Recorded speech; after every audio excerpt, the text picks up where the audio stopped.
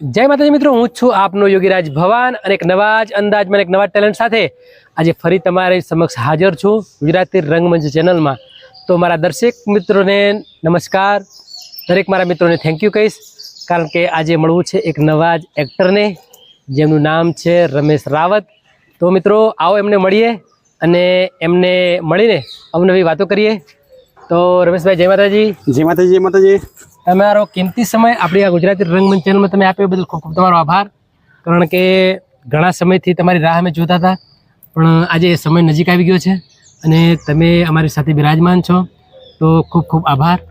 પહેલાં તો તમારો ખૂબ ખૂબ આભાર, મને ઇન્ટરવ્યૂ માટે બોલાવ્યો છે અને ગુજરાતી રંગમંચ ચેનલને પણ ખૂબ ખૂબ અભિનંદન, જેને મને આજ પહેલી વાર ઇન્ટરવ્યૂ માટે બોલાવ્યો છે। અને તમારા ભવનભાઈ, તમારો પણ ખૂબ ખૂબ અભિનંદન। થેન્ક યુ, ખૂબ સરસ વાત કરી તમે, કારણ કે એક એક્ટર આજે ગુજરાતમાં નહીં પણ ગુજરાત બહાર પણ જેનું એટલું નામ હોય અને સરસ મજાની જેમની એક્ટિંગ લોકોના મોઢે, લોકોના હૃદયમાં જે તમે પીરસી છે, તો એ બદલ મારા દર્શકો પણ તમને થેન્ક યુ કહેશે। ધન્યવાદ।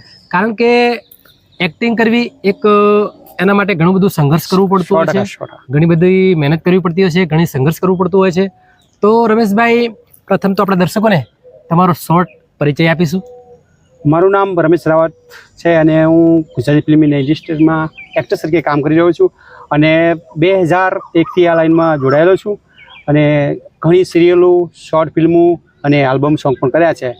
અને આજે સરની સાથે મળવાનું પણ મુલાકાત થઈને એમને ઘણા ટાઈમથી મારા પર કોલ આવી રહ્યો હતો, પણ સરને ટાઈમ નહોતો આપી શકતો અને આજ કિંમતી સમય એમણે હું કહી રહ્યો છું કે મને જે ઇન્ટરવ્યૂ માટે બોલાવ્યો છે, તો એમને ફરીથી એકવાર અભિનંદન પાઠવું છું। ખૂબ સરસ વાત કરી રમેશભાઈએ, કારણ કે એટલા બધા બિઝી કામમાં હોવાથી પોતે આપણને સમય નથી આપી શક્યા, પણ આજે ખરેખર એમને સામેથી કોલ કરીને આજે આપણે ગુજરાતી રંગમંચ ચેનલમાં જે સમય આપ્યો છે, તો ફરીથી એકવાર થેન્ક યુ કહીશું। કારણ કે ઘણી બધી ફિલ્મો હોવાથી, ઘણા બધા કામ હોવાથી એમને પોતે આપણને આજે સમય આપ્યો છે।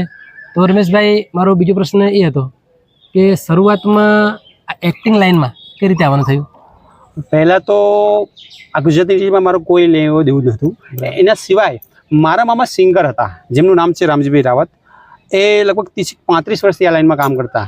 તો એ ટાઈમમાં 2001માં અમારા ગામમાં એક ટેલિફિલ્મ બની રહી હતી, તો એ અમારા ગામમાં શૂટ થઈ રહી હતી। તો પછી એ આખું સ્ટાફ આવ્યો, તો મેં જોયું, મને પછી એમાં બહુ જ ઘણો ઇન્ટરેસ્ટ જાગ્યો, પણ હવે આપણી પાસે કોઈ લાઈન નથી। પણ મારા મામા જે સિંગર હતા એમને વાત કરી, પછી એમની સાથે એક વખત તો રાજેશ શુક્લા કરીને ડિરેક્ટર કરી હતા અને એમાં એસટીવી ડિરેક્ટર તરીકે હીરાભાઈ પરમાર હતા। તો એમને મેં વાત કરી, પછી એમને મને એમના ડ્રામાના અંદર મને ચાન્સ આપ્યો, પછી ડ્રામા કર્યું, પછી એમને મને એમની શોર્ટ ફિલ્મો, પછી આ સોંગો અને એમની સાથે ડ્રામા બહુ વધારે કર્યા છે એમ। કારણ કે આ લાઈનમાં આવવા માટે ઘણા લોકોને મળવાનું થયું છે, ઘણા કલાકારોને પણ તમે મળ્યા હશો અને ઘણા પ્રોડ્યુસરો, ડિરેક્ટરો, કેમેરામેનો, ઘણા લોકોથી સંપર્ક કરીને તમે આટલે સુધી પહોંચ્યા છો। તો રમેશભાઈ, અંદાજે કેટલા સમયથી તમે આ લાઈનમાં છો? હું 2001થી આ લાઈનમાં જોડાયેલો છું। બરાબર। અને આજે લગભગ 23 વર્ષ જેવું થયું છે। 100%। કારણ કે 23 વર્ષથી આ ફિલ્ડમાં તમે એક ધારા સતત કાર્યશીલ છો અને સરસ મજાનું લોકોને તમે પ્રોત્સાહન પૂરું પાડ્યું છે, સરસ મજાનું મનોરંજન પૂરું પાડ્યું છે। તો એ દર્શકો, આપણે એમ કહેવાય કે એ બધું આપણે દર્શકો થકી છીએ, તો દર્શકોને શું કહેવા માગો છો? અને હું ખરેખર તો દર્શકોને એટલું ખૂબ આભાર માનું છું કે જે મારા 2004ના અંદર મારું એક સોંગ આવેલું, એટલે કે આલ્બમ, આપણે ત્યારે તો આલ્બમ ચાલતા, તમને ખ્યાલ, એ આલ્બમ ચાલતા, એમાં હાલો અંબાઈના ધામ જે સોંગ, જે આલ્બમ કરેલું, એના પછી હાલો બળિયાદેવના ધામે, એ બળિયાદેવના ધામમાં જે એક મારું સોંગ હતું, દુખડા ભાગોને બળિયા બાપજી, એ મારું સોંગ બહુ જ વાયરલ થયેલું અને એમાં મને બહુ જ પ્રેક્ષકોએ બહુ જ સપોર્ટ કર્યો હતો। એ બદલ હું ફરીથી પ્રેક્ષકોનો ખૂબ ખૂબ અભિનંદન પાઠવું છું। ખૂબ સરસ, કારણ કે દર્શકો છીએ તો આપણે છે, 100%। કારણ કે દર્શકો આપણને જેટલા ચાહે છે, દર્શકો જેટલું માન સન્માન આપે છે, દર્શકો જેટલા આવકારે છે, એટલું આપણું કામ કરવાનું પણ ઉત્સાહ વધે છે અને કામમાં ઘણું બધું આપણે આગળ વધીએ છીએ। તો રમેશભાઈ, જે વાત કરી તમે દર્શકોની, કે દર્શકો ખરેખર એમના આપણે આભારી છીએ, એટલે ફરીવાર એકવાર એમનો ખૂબ ખૂબ આભાર આપણે વ્યક્ત કરીએ। તો રમેશભાઈ, પ્રથમ તો જેમ વાત કરી તમે કે દર્શકોનો સપોર્ટ છે, કલાકારોનો સપોર્ટ છે, તો ફેમિલીનો કેવો સપોર્ટ છે? મારી ફેમિલીનો ફૂલ સપોર્ટ છે. બરાબર. કારણ કે મેં કીધું ને તમને 2001થી આ લાઈનમાં જોડાયો. પછી ઘણું વાર એવું થતું કે તમે જાણો છો કે પહેલી વાર કામ કરવા જઈએ એટલે ઘરના ખર્ચે જવાનું આવે, ટ્રાવેલ્સ કંઈક એવી ડ્રામા કરે છે. ડ્રામામાં તો એવું તમે જુઓ તો કે અમે વલસાડ બાજુ જતા તો નીચે સુવાનું એવા રીતે ટકલ બહુ જ જોરદાર કરી છે. ડ્રામાના અંદર મેં ઠેલા ઉચકીને જતા, ડુંગરા ચડવાના ને ઉતરવાના. જે ગામમાં સરપંચ હોય ને પછી અમને સ્કૂલ હોય ત્યાં રોકે તો અમે નીચે પણ સુઈને હજી આ ટગલ કરીને આટલા સુધી પહોંચ્યો છું. એટલે પ્રેક્ષકોએ મને ટાઈમ પણ બહુ સપોર્ટ આપ્યો મારા. અને હા, એક બીજી નાનકડી વાત કે મારા સમાજનું એક ઘરણું છે જે ડિરેક્ટર તરીકે ચાલી રહ્યું છે, રાજુભાઈ રાવત. એમનો પણ મારા પર બહુ સુપર સપોર્ટ છે. જે કોઈ પણ શોર્ટ ફિલ્મ હોય કે સોંગ હોય તો મને પહેલાં એ રાજુભાઈ મને યાદ કરે છે. તો એમનો પણ હું રાજુભાઈનો પણ ખૂબ આ ચેનલ પરથી ખૂબ અભિનંદન પાઠવું છું. ખૂબ સરસ.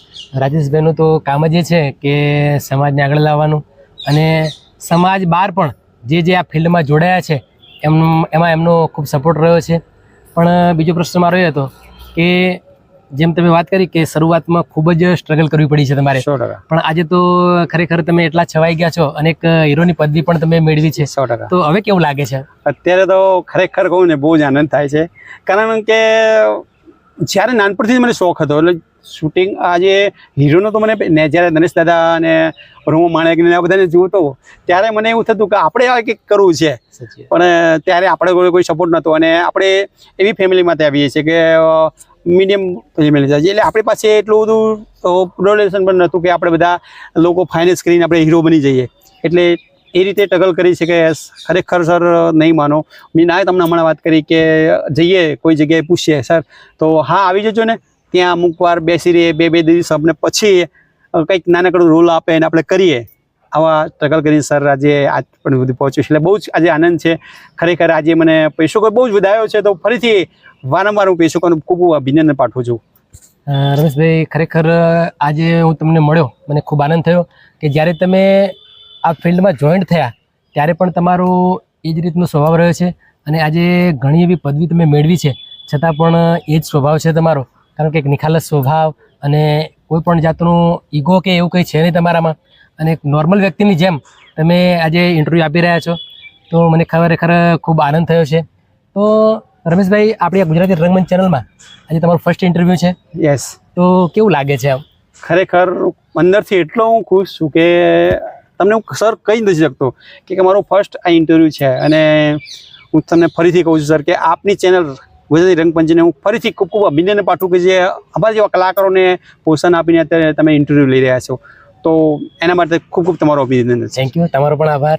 કારણ કે આ ગુજરાતી રંગમંચ ચેનલમાં એના માધ્યમથી હું નાના કલાકાર હોય કે મોટા કલાકાર હોય, કલાકાર કોઈ દિવસ નાનો નથી હોતો, કલાકાર કોઈ દિવસ મોટો હોતો નથી. પણ કહેવાનો મતલબ કે જ્યાં સુધી જે પણ કલાકારો મને મળશે એમના ઇન્ટરવ્યૂ કરીશ, અને આના માધ્યમથી દેશ વિદેશમાં આપણી આ ચેનલ લોકો જોવે છે તો ત્યાં હું પહોંચાડું એવો મારો ભાવ છે.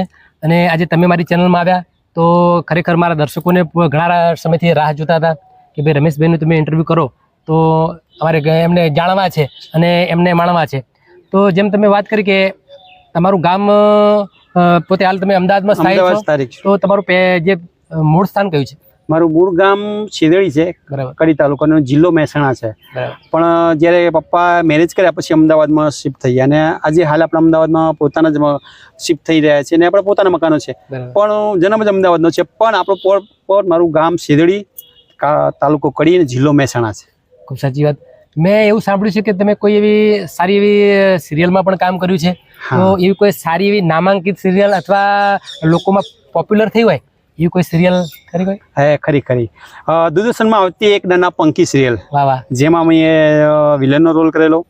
અને એના પછી દૂરદર્શનની બીજી એક સિરિયલ મામાનું ઘર કેટલે. આ દૂરદર્શનની ધારાવાહિક એવી હતી કે આખા ગુજરાતની પણ આખા ઇન્ડિયાના કે આખા વિશ્વમાં પણ બહુ પ્રચલિત થઈ. આ એક નાના પંખી સિરિયલ, એમાં મેં કામ કરેલું છે. સાચી વાત છે. બંને ધારાવાહિક એટલી પોપ્યુલર થઈ હતી એ ટાઈમે કે દેશ વિદેશોમાં પણ એટલું નામ થયું હતું. અને પ્રથમ તો હું વાત કરું કે તમે દૂરદર્શનમાં પણ કામ કર્યું છે, અને આજે અમારી આ ચેનલમાં તમે ઉપસ્થિત થયા છો તો ખરેખર મને તો આનંદનો મારા માટે વિષય છે.